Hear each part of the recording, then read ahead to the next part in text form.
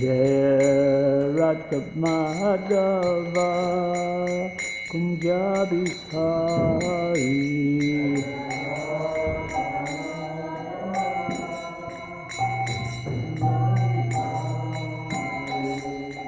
Gopi Jana Vallabha Giridhari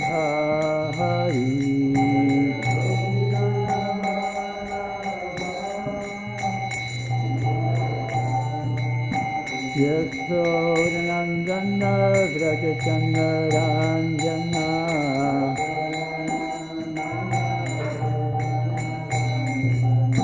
Yamuna Tiramanachari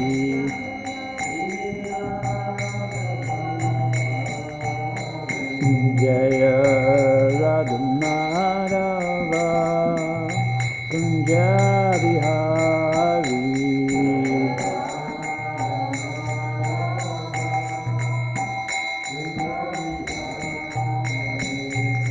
Gopi Jana Vallabha Giridhari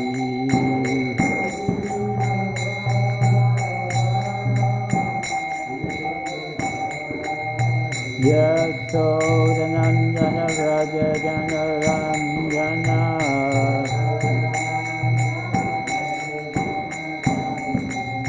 Yasodhanandana Vrajachandaranjana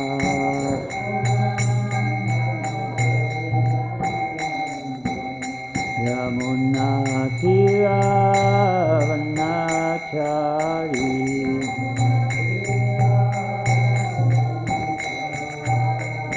Jaya Radha Madhava Kunja Bihari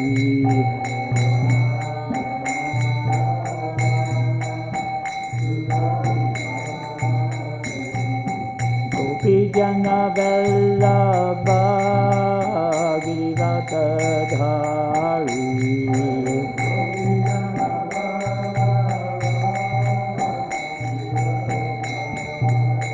Yasodhanandana Vrajachandaranjana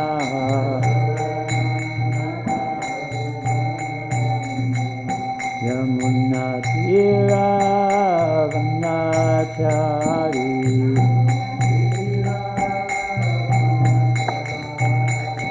Jaya Radhamadhava Kunja Bihari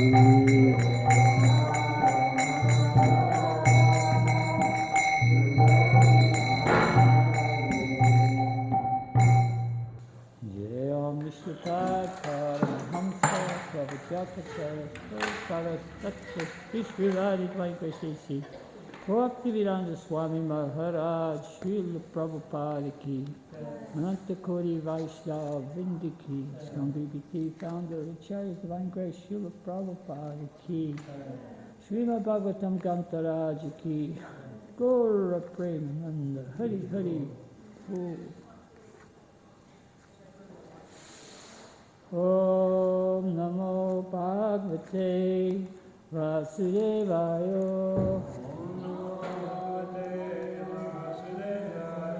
Om Namo Bhagavate Vasudevaya.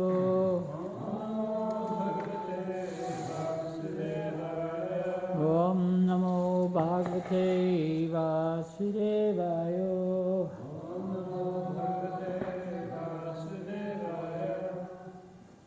We're reading from the Srimad Bhagavatam, Canto 3, Chapter 1.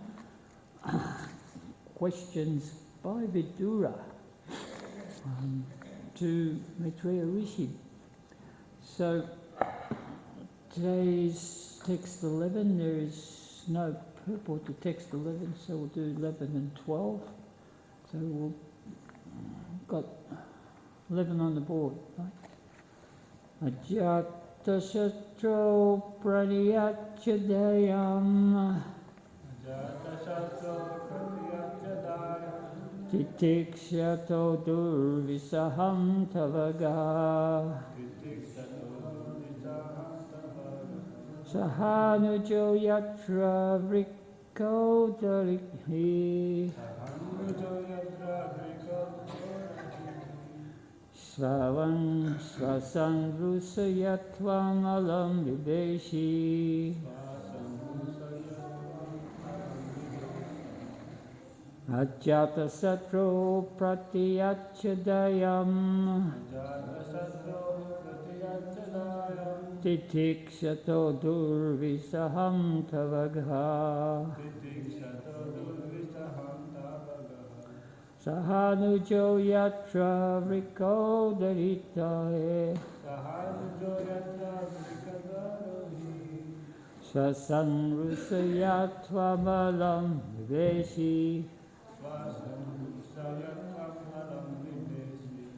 Ajat satro pratiyachitayam.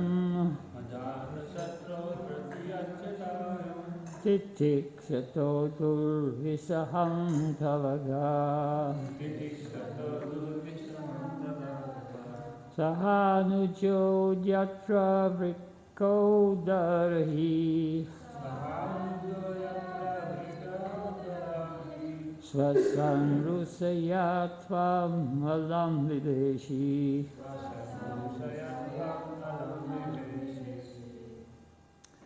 Ajata Satro of Yudhisthira, who has no enemy.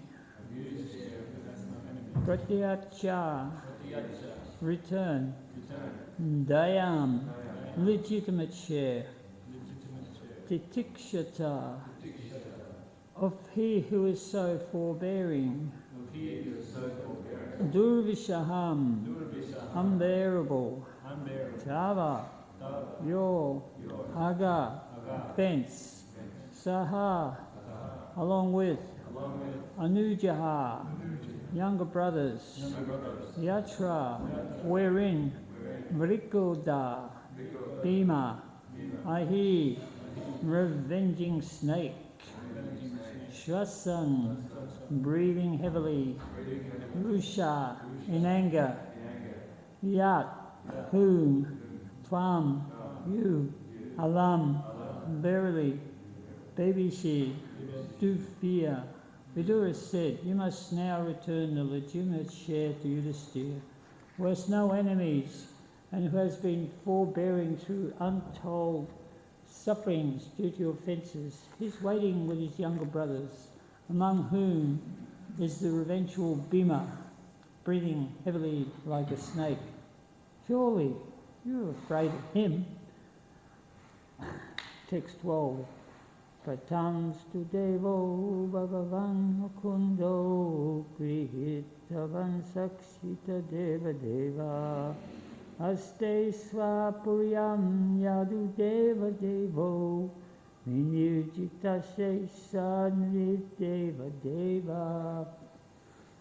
Lord Krishna, the personality of Godhead, has accepted the sons of Pritha as his kinsmen, and all the kings of the world are with Lord Sri Krishna. He is present in his home with all his family members, the kings and princes of Yadu dynasty, who have conquered an unlimited number of rulers, and he is their Lord. Purport. Vidura gave Dhritarashtra very good counsel regarding political alliance with the sons of Pritha, Pandavas. First thing he said was that Lord Krishna was intimately related with him as their cousin. Because Lord Krishna's Supreme Personality of Godhead, he is worshipable by all Brahmins and demigods who are controllers of the universal affairs.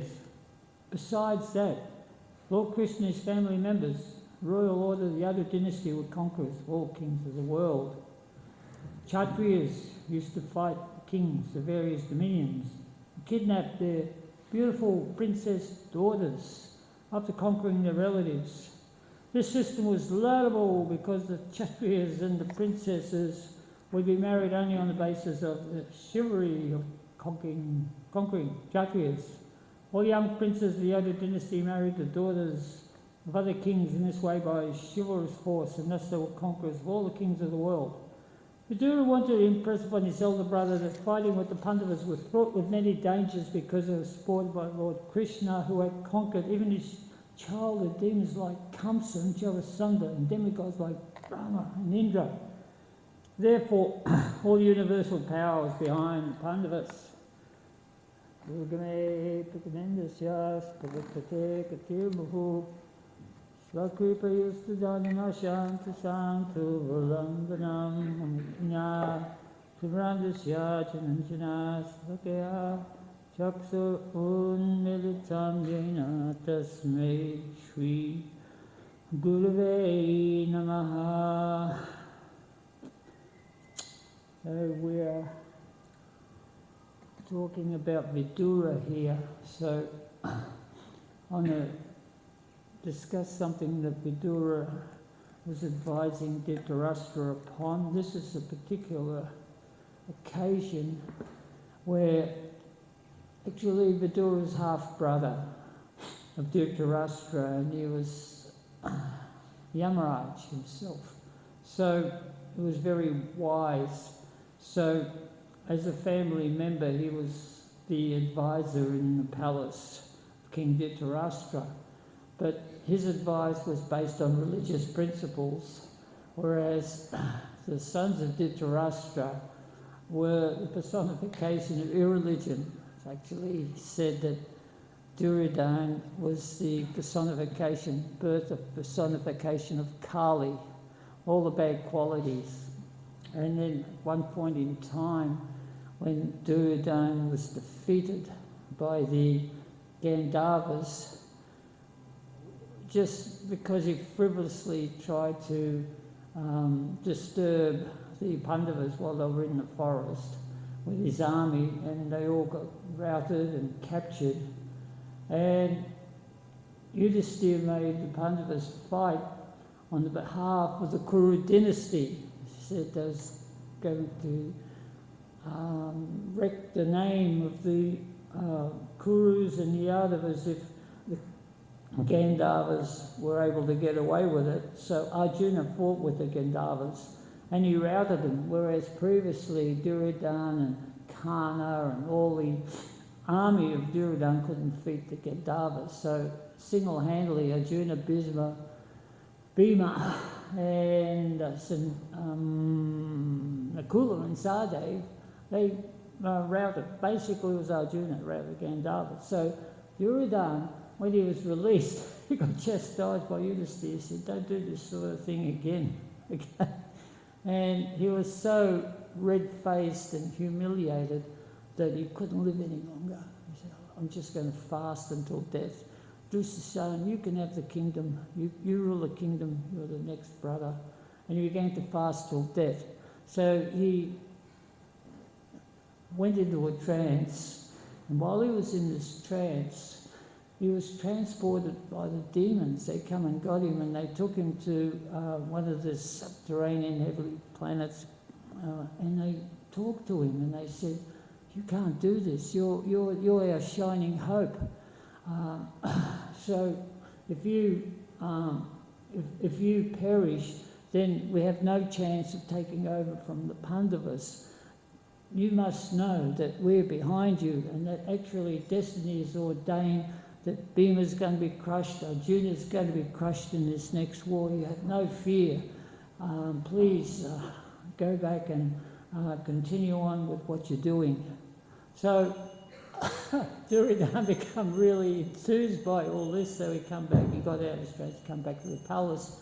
And here we have now that when the Pandavas came out of their retirement and their seclusion, that there was going to be a confrontation. So either it was that the kingdom was going to be given back to the Pandavas, or that they were going to fight for it.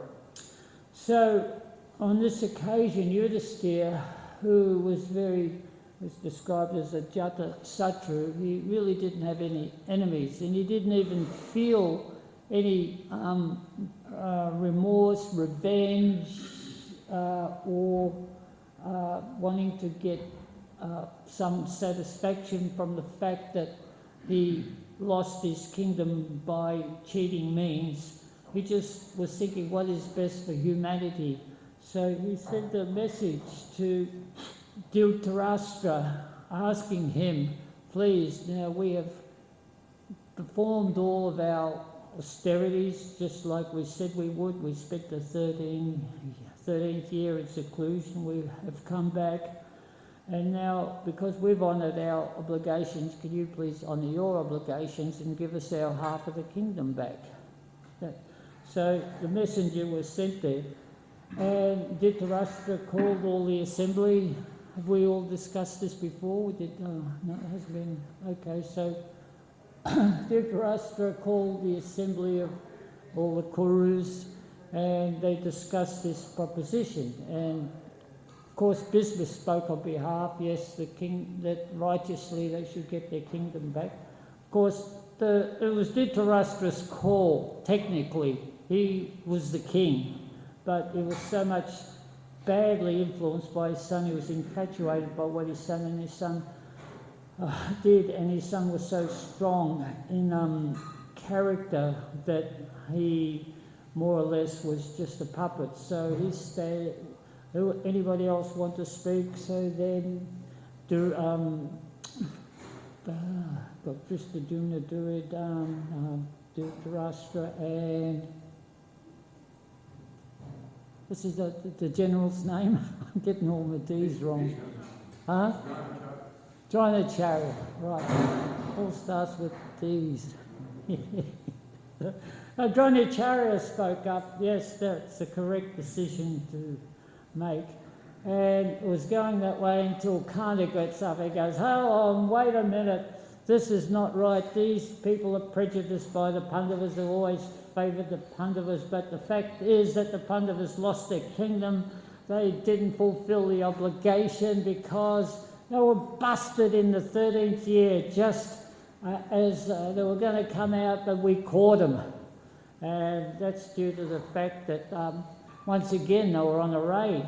Duryodhana was very, very avaricious about the fact that the kingdom where the Pandavas were hiding in, that king whose name was Drupada. King Drupada had all these magnificent cows, beautiful cows, lots of milk, and they were the sort of envy of the whole kingdom, right?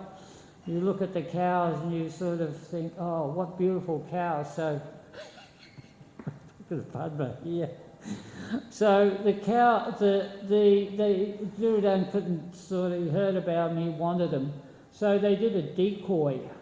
So he sent one part of the army out to entice King Drupada because he was a great soldier, great warrior, as was proven in the battle, subsequent battle that took place. So the king, he went out with all his troops there, and there was no one left at the palace. And then Duryodhana and his friends, Karna and so forth, and Bhisma and all the generals, they all went the back way. So they were just going to take the cows the back way and go. So then when the alarm bells went off, all that was left in the palace was this eunuch who was looking after the king's daughter and the king's son, right? And the eunuch happened to be Arjuna. So then the army's coming, and the son, I'll fight the army, 14-year-old, 15-year-old kid, I'll fight them, I'll vanquish him, because all the girls were there and he wanted to sort of puff up his chest like so I can do it. I need a chariot driver. So the eunuch, whose name was who? No, Brihadnala. Brihadnala. I said, I'll come with you. Right, and the girl said, oh, Brihadnala, please bring back some of their silks that they wear around their neck and so forth like that. We'd like to see them, we'd like to wear them. Sure thing, no problem, all gaiety and joy and everything. And so Brihadnala takes the chariot out, and the king's son's there, take me to the army. And then when they got to the army, he saw this sea, this ocean of Kshatriyas, the whole ocean of Kshatriyas. Right at the front of the Kshatriyas, there was Bhisma, and there was Dronacharya, there was Karna, there was Duryodhana. He took one look and he fainted on the floor. Brihadnala said, get up, come on, you're a Kshatriya, this is unworthy. So he's all shaking and everything. He said, do not worry, I just want you to drive the chariot. Don't worry about anything else. And so then he got him to drive to the tree where they kept all their weapons. And he climbed the tree, I forget the name of the tree, Bipolar tree, I think it was. So he got all his weapons and he started swinging his bow. And then at that point in time, the Kurus are thinking, what's going on here? What's this twang of the bow? This is Arjuna's bow. And all of a sudden an arrow appeared right at the feet of his preceptor, Dronacharya. So that was Arjuna's, obeisances to Dronacharya, and then the fight ensued, and Arjuna fought like he hadn't fought for so long. And he very quickly in the piece he employed the sleep weapon. So when he fired that, the whole army fell asleep, all gone. Except for Bhisma, but he pretended he was asleep too. I think he was the only one, right? So then Arjuna got his chariot driver, and they took all the cloths, the fancy little cloths that they had, and they brought them back to the ladies in the palace. So I can go on with that story, but the point of the story is that when the army woke up, once again Duryodhana was just completely humiliated. But Karna was in ecstasy. He said, yes, Arjuna's come out. Now he's beaten up. We've found him, just before the 13th year. So therefore they have to go back to the forest. He was in ecstasy. He was trying to convince everybody. And then Bhisma said, I'm not so sure. So he did the calculations. And it was within a couple of seconds. That's all it was. Just when Arjuna twanged his bow, there was a couple of seconds over the 13th year. The Karna goes, no, that wasn't the case. It was before, right? So he stuck to that story. So he brought this out in the palace in that argument. Actually, they broke that vow. They have to go back to the forest. There's no way.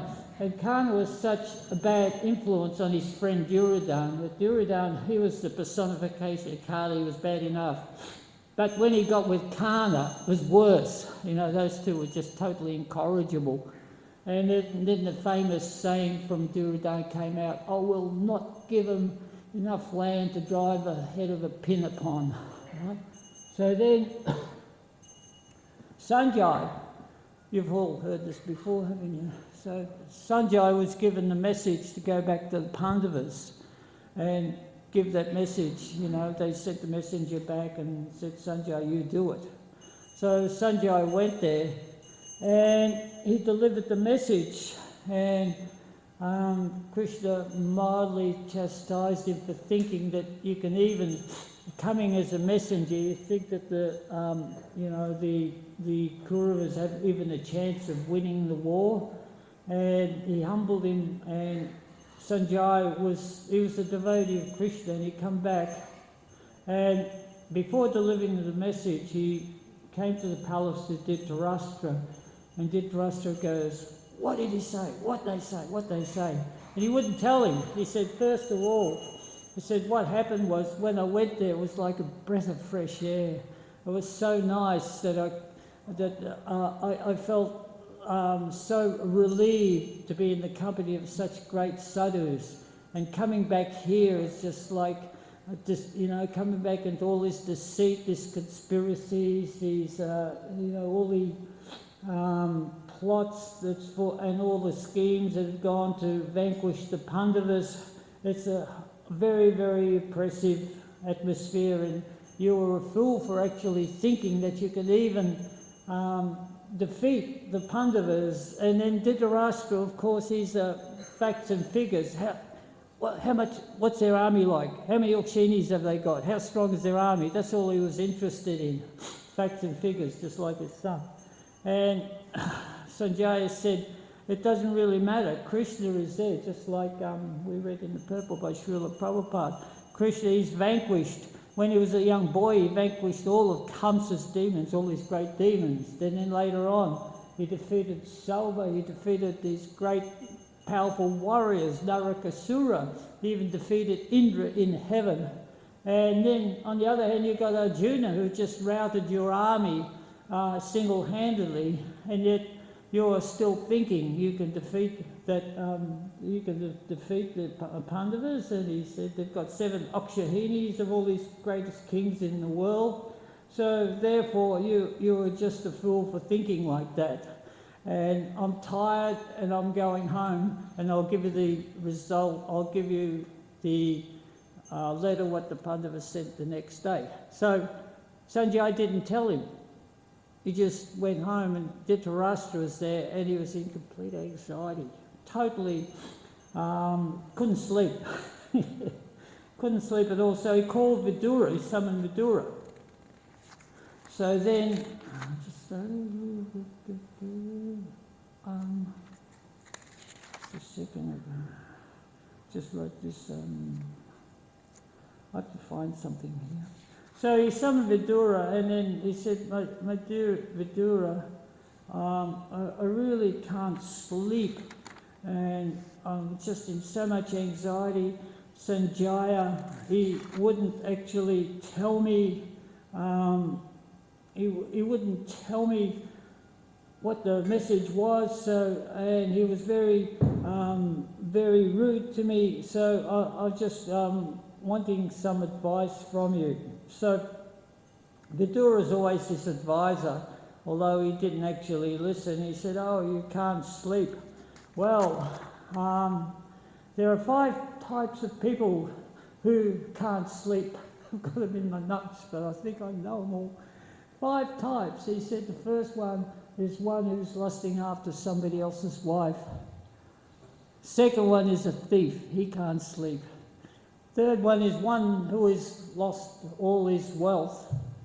And the other one whose schemes aren't actually coming to fruition, who is frustrated by material energy.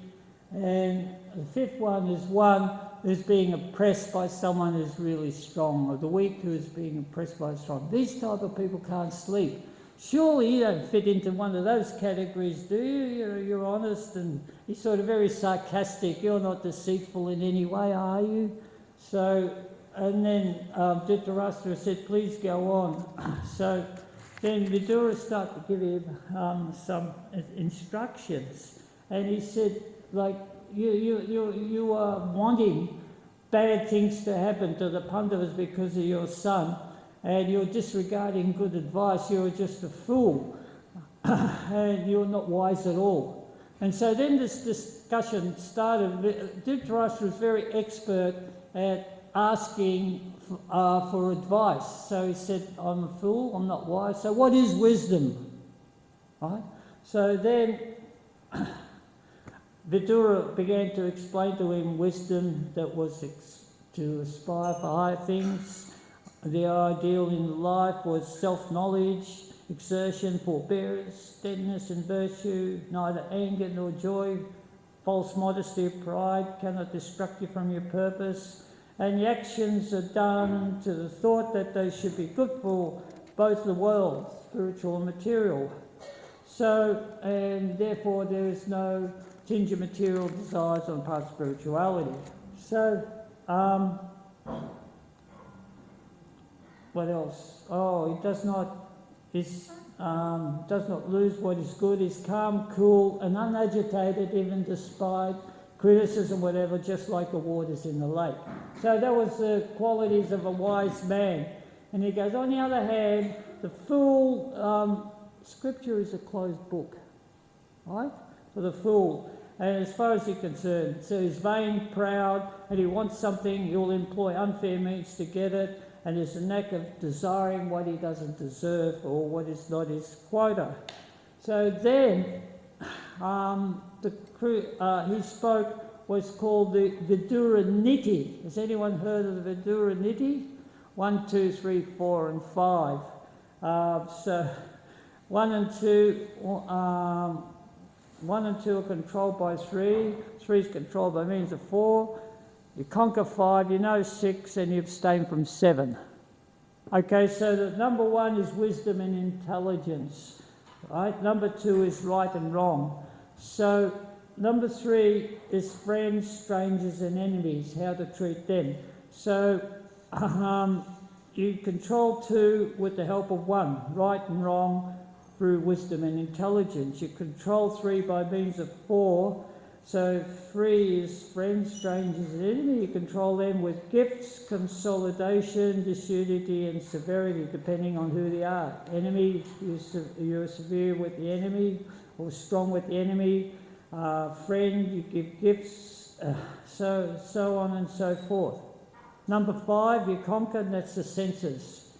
Number 6, you know, so that's how to create treaties, peace, specification, how to declare war, when to declare war, and so on. It's all about diplomacy. And number 7, you abstain from, that's the pleasure of sex, dice, drinking, hunting, severity of punishment, and waste of wealth. So this was the advice that he gave to Dhritarashtra. He was lapping it up. Okay, tell me more. Then he told about the 9 gates and so forth. And it went all night. The conversation went on all night. So in text 10, Prabhupada was saying that in modern times, which isn't really modern anymore, but Chanika Pandit also gave good advice. So we spoke about that elaborately on Friday. So I can't I won't speak on that because Ambika Mataji covered it pretty thoroughly. So there was so much good advice that was given, but the fact is that he liked listening to it, but he didn't like acting on it. Sometimes we have members in our society that are like that, isn't it? You sort of give them so much advice, yeah, give me more. It's like you've given it to them. In New Zealand, when I went to New Zealand, I got that mood. Sometimes you get a person and you can really give them the sauce and they don't mind, they sort of like it. Thank you very much, and they walk off, right? But it's sort of like, it's just not acting on it. So it's like honest instructions, and honest instructions are actually meant to cut to the chase. It's just like a surgeon has got a scalpel, and then if you have some sort of disease, you'll cut the disease part of the body out. That's the cure. And there's also that is there is a healing process too. So the words of the sadhu are like the healing process, supposed to heal the soul. So this is the process of this is a process of self-realization to heal the soul. But if you're talking to someone who's impious, then they can't listen and then they can't hear. So after they didn't accept the advice, of course they did give Sanjaya delivered the message, and it came straight from Arjuna, and Srila Prabhupada more or less covered it all there. Where was it? In text 12 and where are we? Text 12. Vidura gave Dhritarashtra very good advice. It's about Bhima. How was it? I've lost the King of the World. Maybe the one before. Oh yeah. So, in text 11, you must know, now return the legitimate share to Yudhisthira, who has no enemies and has been forbearing through untold sufferings due to your offences. He is waiting with his younger brothers, among whom is the revengeful Bhima, breathing heavily like a snake. Surely you're afraid of him. And then Arjuna threw his bit in. He said, you are going to lie on the mat of grass just like we are lying in the forest, except you're going to be riddled with wounds and you're going to be suffering so much. And they all threw the barbs in and said, just give us back our kingdom. So of course that wasn't happening. So Lord Krishna came, and then he was greeted very nicely by Duryodhana. Oh, Krishna is coming. Well, we'll try and win Krishna over. He'd already done that with Salva, who was a cousin of the Pandavas. Salva was bringing his army to fight for the Kuru, for the Pandavas, for the Pandavas. But then Duryodhana heard, oh, Salva's coming, put up shelter for him. So they put up these big tents and hospitality. Everywhere they stopped, there was this great hospitality. And Salva thought, oh, Yudhisthira is so wonderful. He's providing so much hospitality. And he found out it was Duryodhana. So I said, oh, well, I'm obligated to him. And Duryodhana said, yeah, fight for me. I've done all this for you. So he turned him. So Salva took his army and fought for Duryodhana. So Duryodhana think he's going to do the same thing. So he set up all these beautiful tents and canopies and so much food wherever Krishna was travelling along the road. But it so happened that Krishna stopped in between those spots. He didn't stop at any spot that got set up by Duryodhana. He stopped in between, rested, and he came. And then Duryodhana greeted him with lavished a lot of opulence on him and said, "Come and feast at my place tonight. We're having a really nice, I've arranged a nice feast for you." And Krishna said, "No, I only eat what my devotees offer to me, and I don't consider you a devotee because you are very selfish and you are very offensive to Pandavas. I will eat at the place of Vidura." So he went and ate simple meal at Vidura's place, and he forewent that big lavish reception that Duryodhana had. And that set the mood. The next day, Duryodhana walked out on all the good advice. There was good advice being offered to him by Gandhari and everybody else in Dura, and just walked away, and he plotted with Karna, "Let's capture Krishna now. We'll capture him in prison, and surely the Pandavas won't be able to survive." So, of course, that was just folly, because then, at that point in time, Krishna showed his universal form to everybody in the palace when the soldiers came, and even Dhritarashtra saw that mighty universal form of the Lord. I mean, that should have been enough. Okay, no more war. This is Krishna, right? He's on the side of Pandavas. But somebody whose mind is completely warped by greed and envy and everything, no, he's just, that was just illusion. He may be a demigod, or, he's not the Supreme Lord. And he had in the back of his mind that the demons going to support him. They were going to be vanquished. But then Vidura explained to him that, on the Pandavas you have Sikandi. Sikandi is actually born to kill Bhisma. And you have Drishtadyumna, the army, the general of the army. He's born to kill Dronacharya. There's no way you're going to win. But still, never mind. It was just the numbers. We have 11 Akshinis, they have 7. So it was just like the demonic mentality that they just weigh up the material things, but they don't understand the intricacies of the soul. And the soul is imperceptible. In fact,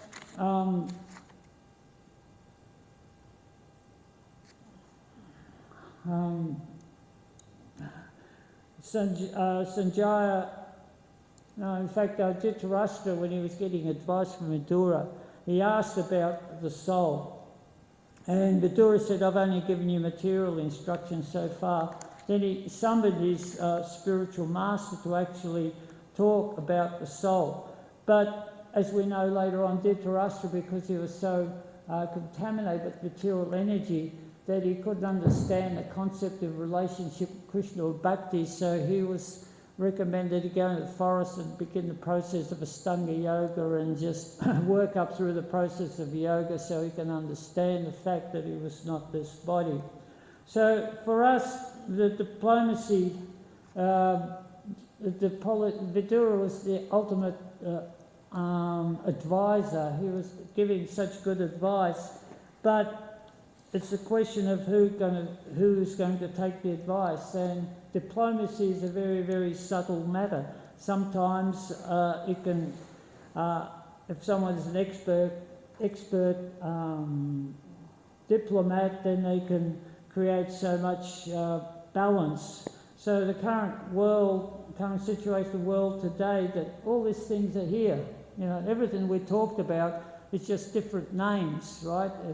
It is all going on, just like there's this big war in Ukraine with Russia, and so many countries are trying to give some great diplomatic advice, or some suitable diplomatic advice, how to avert this terrible situation. But then the demonic mentality doesn't want to listen to reason because it is fixed, and Bhagavad Gita explains that. So much wealth I have today, so much wealth I will develop tomorrow. Here's my enemy, I'll have him killed. Here's my friend.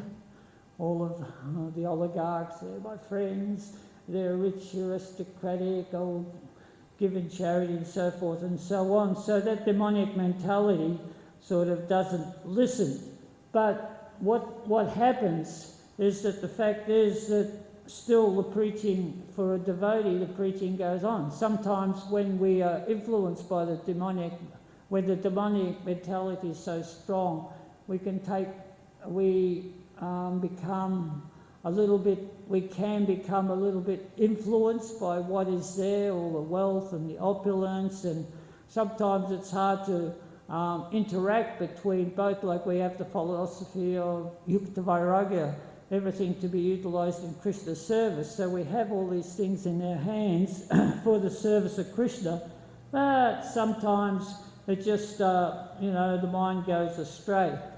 So that's why it's nice to pray in the morning, Durga Me, Padimendasya Skalapatika Mahusva Kripa Yusta Dhanana Shanta Shanta Avalambanam. Describes us to the ladder that we are weak, our legs aren't very weak, we're walking on the path and our feet keep slipping on this slippery slope of devotionals, of bhakti yoga, the process of understanding our relationship with Krishna.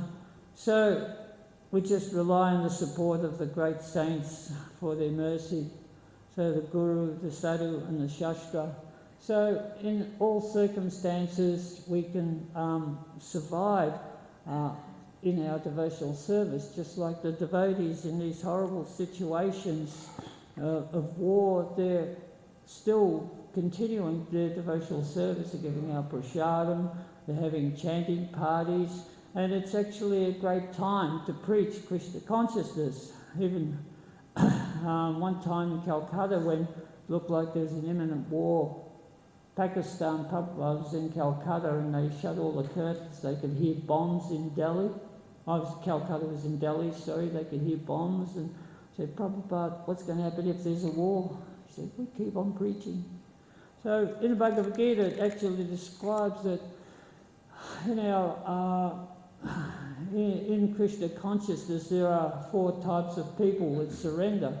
There's the wise, the inquisitive, the ones who are looking for wealth, and ones who are in distress. So I know I came mainly out of distress. I don't know anybody else. Somebody might have been wise. They said, oh yeah, this is, read one book. I said, yeah, this is the way forward for me. I think I have to read lots of books to understand that. So, and there's, it's just some people looking for relief from the material miseries. There they take Srila Krishna consciousness. This happens here all the time when people come to the farm, feel the relief. There's so much material misery out there that when they cross the bridge, they feel like there's a relief. You left something behind, it's something special. So with this type of, so knowing this, if we spread Krishna consciousness throughout society, then people will become attracted. It's like Prabhupada said, people have lost their way in this misguided society. So by taking shelter of the sadhu and taking shelter of the shastra, we can deepen our understanding with Krishna and just start to bring out this Krishna consciousness to this society that we're in today. So it's very nice to learn some lessons from Srimad Bhagavatam, from the great sage Vidura, and just the discussions and the understanding of it deepens our relationship with the Supreme. Any questions or comments that anybody would like to give? Kenneth, what are you thinking? Give us a nugget. No nuggets, though. Yes, Rupa.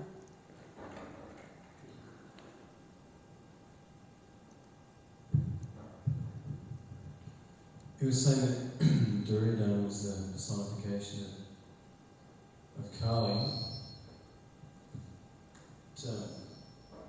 We hear that he looked after the citizens well, but not giving Krishna consciousness. But so, as the personification of Kali, was he brothers, were they all like addicted to the simple activities, eating, intoxication, gambling, illicit sex? Quite likely, I don't really, there's not much explanation of that in Kali Yuga, but he was overcome by the symptoms of Kali, Manda, Samanda, Mata, Manda, Bhagya, Padata, that he was very quarrelsome. He had all the what's the 6 qualities of greed, lust, anger, huh? Can you? Greed, lust, anger, envy, illusion, madness. So, and he was very, very hateful of those people who espoused religious principles. Even though he followed the Vedas, you will find that actually a lot of the demons that Krishna had to come across in the last stage, they did follow the Vedas. It was the system. Just like we have a capitalist system, we have to live within the capitalist system somehow or other. So still there was the Vedic system, and the demons lived within that. So therefore, within that, he did his duties as a king, and even though he gave material benedictions to the people, he didn't give them spiritual. He didn't give them the spiritual the spiritual wisdom for them to go back to Godhead. So in one sense, materially, he was okay, but in the other sense, he was denying them their rightful existence as spirit souls. So in this way, he was demoniac, and that was the symptoms of Kali. Yeah.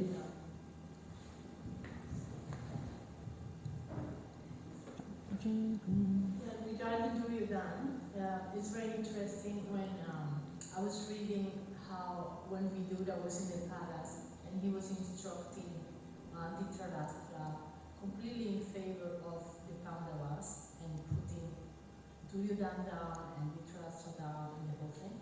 And I was thinking, actually, I don't know about, yeah, of course, he doesn't have like completely Brahminical qualities, but some of the behavior and answers that he was giving was completely Kshatriya.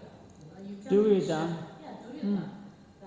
Yeah. Vidura was saying, oh, you're listening to Duryodhana, and you're really low, and he's really low, so how could a Kshatriya say, oh yes, thank you very much, it's really good that you come to our palace and you're putting us down.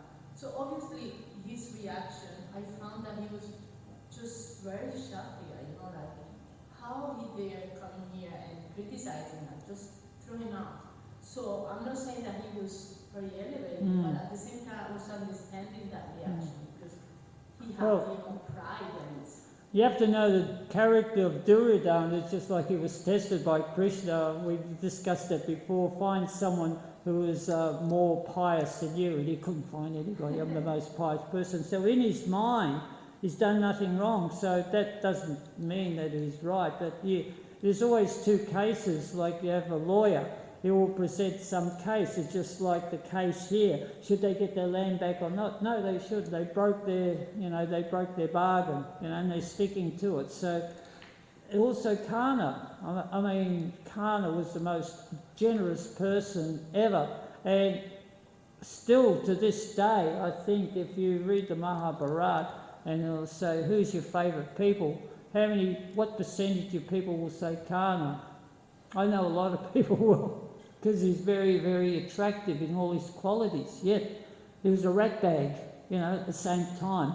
And it all comes back to religious principles. So, we have so many people that might purport to be generous and great and, so beneficial to humanity at large. But then, if they're not actually giving you Krishna consciousness, then what is their real benefit? So that's my understanding of that one. Yeah, they are attractive personalities in their own right, according to their dharma, according to their whatever Kshatriya sort of codes. Yeah. So basically, he was also displaying the qualities of the Kshatriya, right? Yeah. Yeah. He was advanced. And another question is, if he was so why Balaram used to love him? Because I read that Balaram used to love him. That is an enigma that I can't answer, but Balaram's, when someone surrenders to someone like Duryodhana, is also very good at surrendering. So we're going to do a play about Devasa Muni, how he surrendered to Devasa Muni so he could get some benediction. So he was very, very surrendering. On surface value, it seemed like, if you didn't read into his character that he's a Kshatriya and he wants to learn fighting and he's very... So Balaram took a liking to him. So personally, Krishna said, personally, I'm equally disposed to everyone, but if someone's my devotee, I'm more prone to him. So he had, the Pandavas as his devotees. So on the surface it appeared that Duryodhana was really devoted to Balaram, but actually that was just a sort of side story. It was sort of mainly about Krishna and the Pandavas. So then Balaram taught him the art of fighting and everything like that, and Balaram refused to take part in this army because he was attached to Duryodhana, but then at the same time he knew that Krishna was the personification of religious principles and he was going to interfere with Krishna, of course, so it's quite intricate, isn't it? Very deep. Yeah. Jai, all glories to Srila Prabhupada. Glories.